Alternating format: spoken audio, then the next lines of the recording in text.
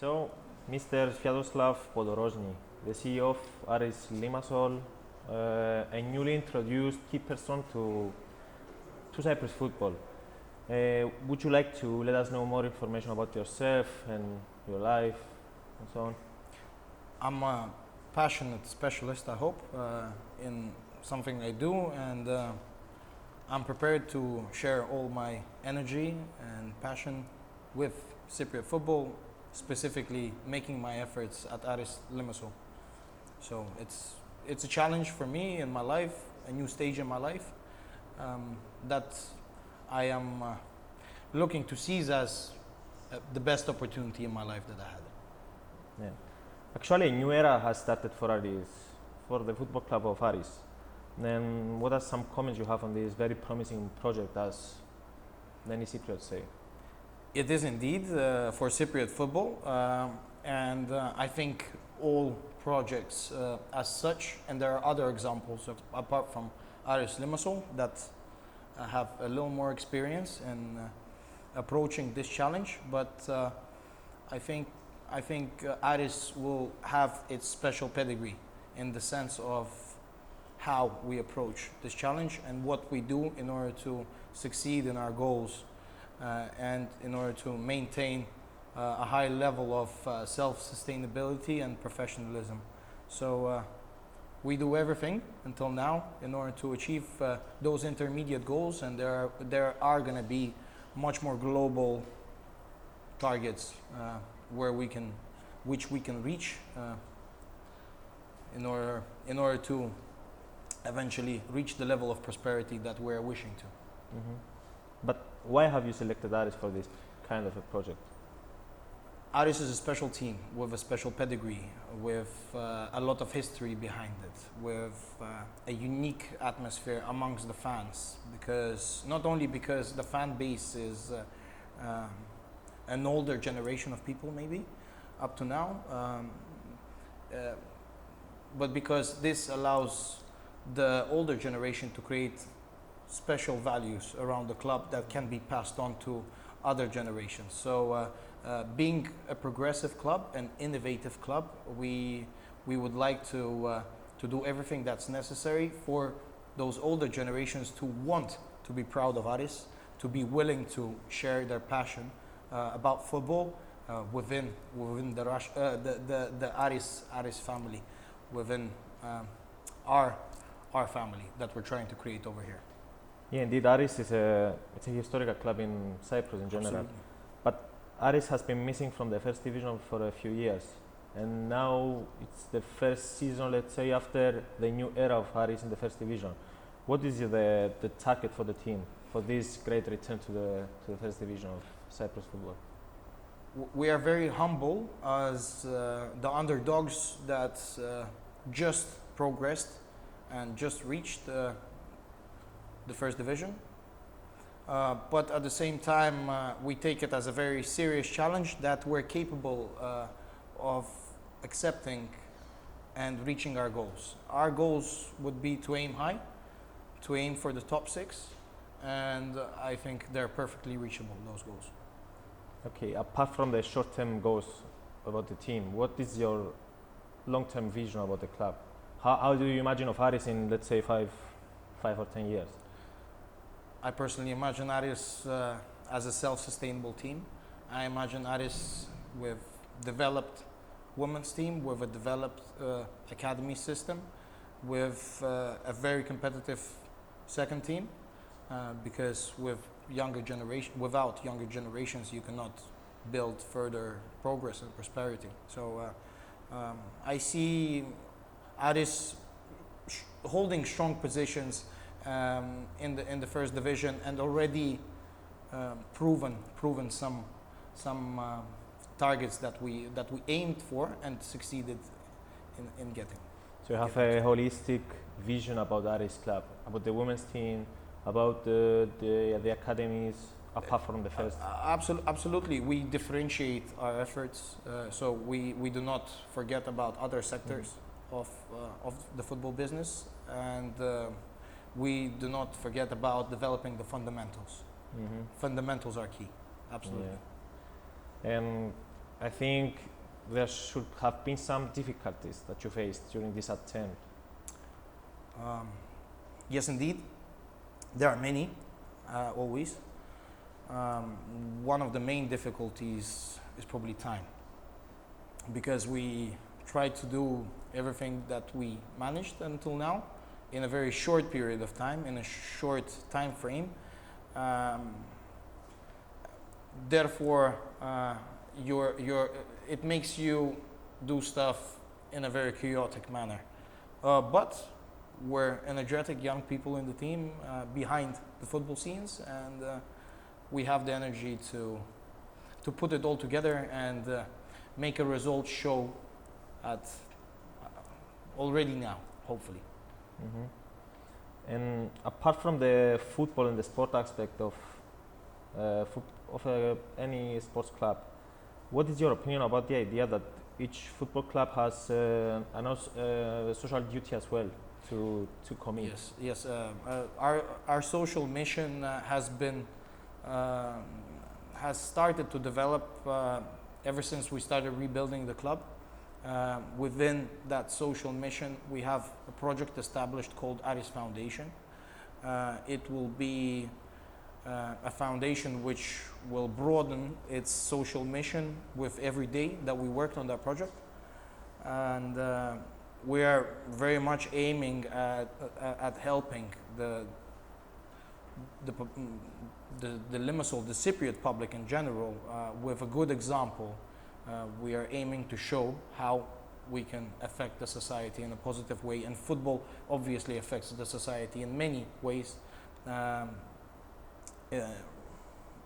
based on the support, based on the values that it passes on, of competitiveness, of sportsmanship, of elementary, providing dreams for the younger generations. And always having in mind that football has a very crucial role into Cyprus society. Absolutely, it's a football island, and Cyprus has to build many things happening in the society around football. I truly believe in that, because the amount of teams is big for a small island.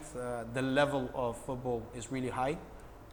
Once again, given the size of the island and the population of the island, and of course, there's only greater potential ahead that can be there. Can you talk us about this Aris Foundation you mentioned before?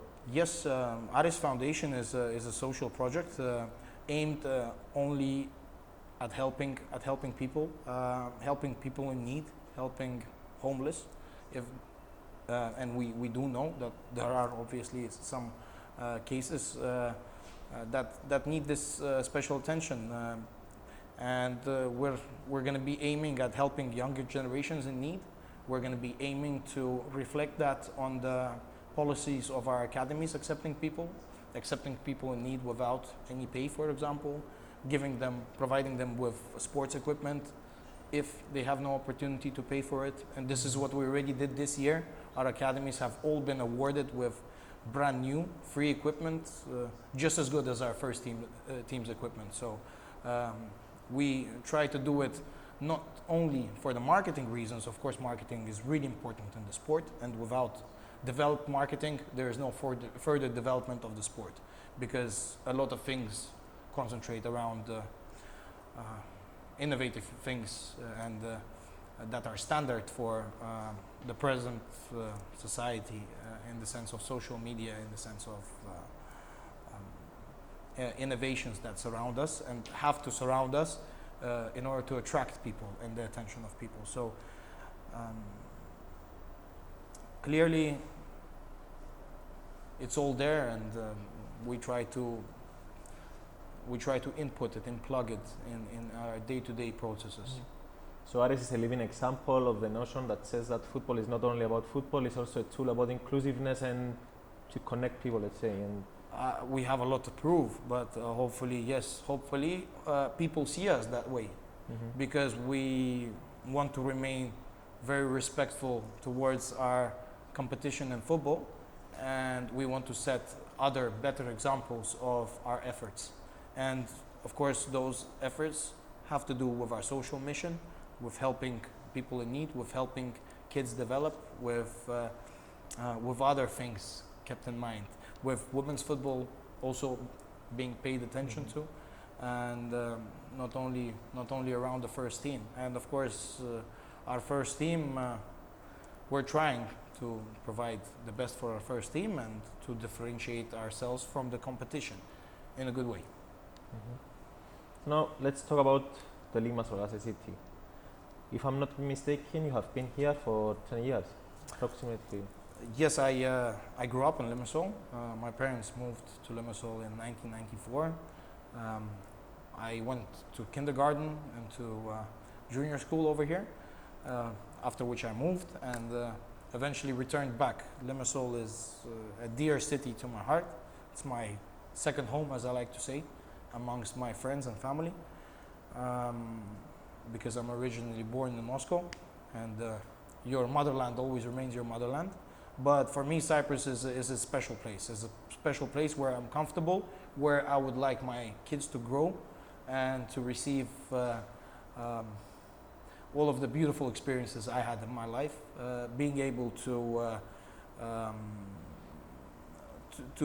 develop myself within a society of many cultures, different mentalities, different skill sets as a result, you know, and of course the nature, the notion of being in an environment that is healthy for you, for your health, is quite an exclusive, you know, opportunity in your life, because cities like Moscow, for example, they very much differ with Limassol in the style of life and the rhythm of life.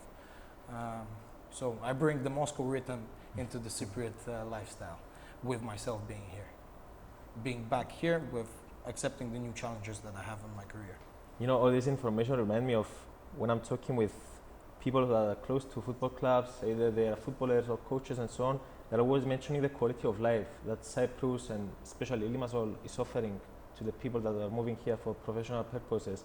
How do you believe that the quality of life that Limassol is offering is affecting a footballer's choice to move here? Because I have met people that came here for, let's say, a one season contract and they stayed there here forever. It's a very you know, fundamental point of attraction of football players that are coming here and evaluating an option to come here. But you know, you always have to take into account different stages of careers, and some come to finish a career over here. Some come because they face some instability in a bigger city, in a bigger club, with their families, for example, and the lifestyle here, in my personal opinion, allows you to settle down a little more, you know, and have your much more stable and flexible moments in planning your schedule and other things. So you know, everybody makes a choice out of their subjective views and aims and goals eventually, but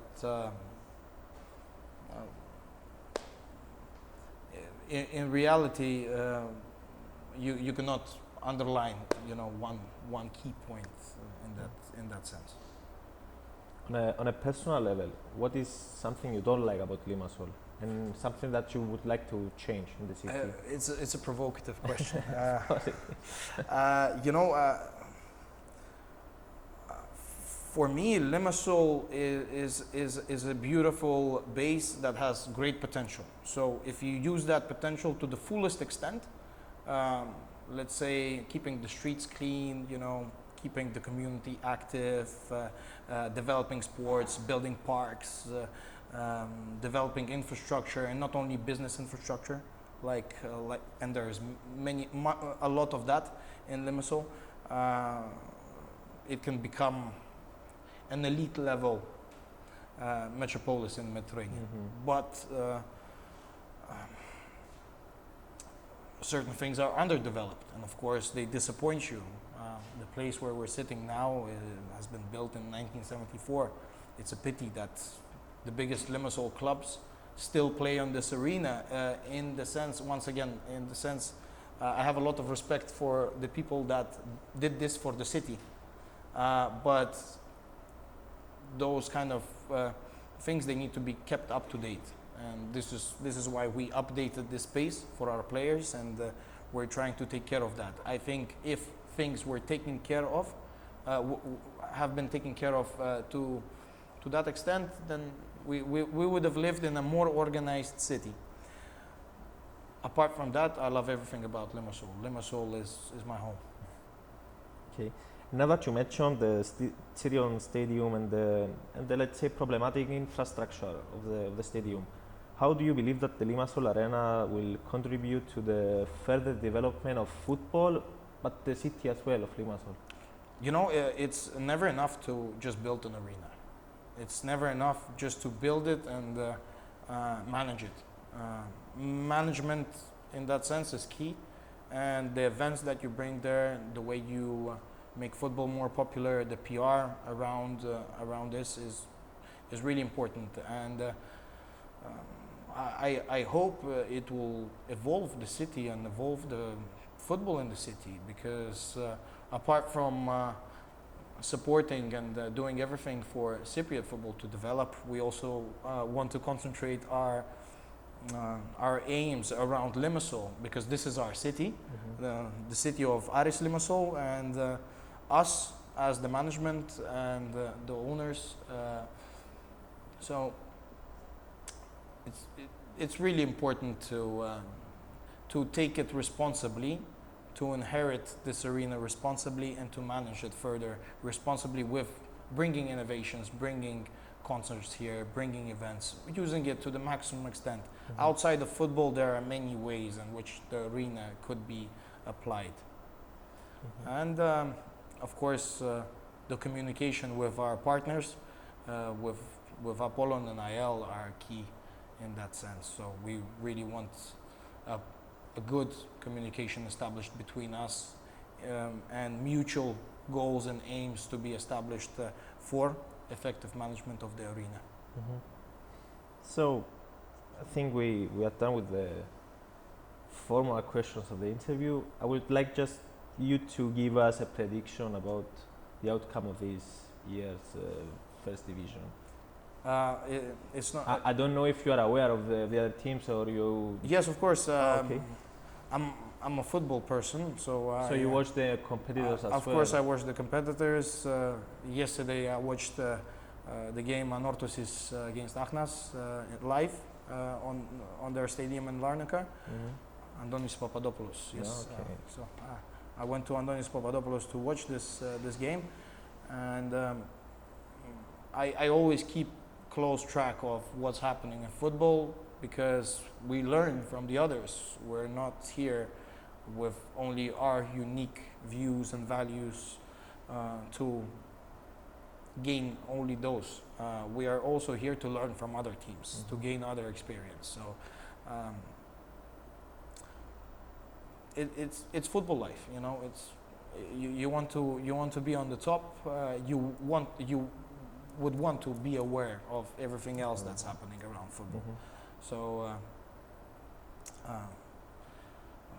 regarding predictions, I want to say that it's really difficult to forecast in the championship that brings so many surprises, and we can see it by the last round that happened in the championship. A lot of leading teams lost their points. Some managed to seize a win, like Omonia yesterday on the last minutes. Congratulations to Omonia for that.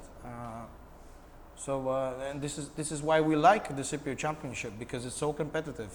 It was competitive while we were in the second division, and the last game with Chlorakas was the decisive moment, and the decisive moment didn't come until the 70th minute. So it speaks a lot, you know, about Cypriot football and the predictions that you can make. So you might want to be careful with the predictions, given the state of development of Cypriot football and the level of competitiveness. Our last game with Pike also shows that you cannot underestimate your opponents. Everybody is really strong in the first division, and it's a long distance. So some will prove within that marathon what they're worth at a later stage. Okay. So thank you very much for your time. Thank you. And for having given us the honor of interviewing Aris CEO. Thank you. And I think we are the first ones interviewing at this type of an interview a person from Aris board after the new era, of course. And I wish you all the best in the future. Thank you very much. Thank you.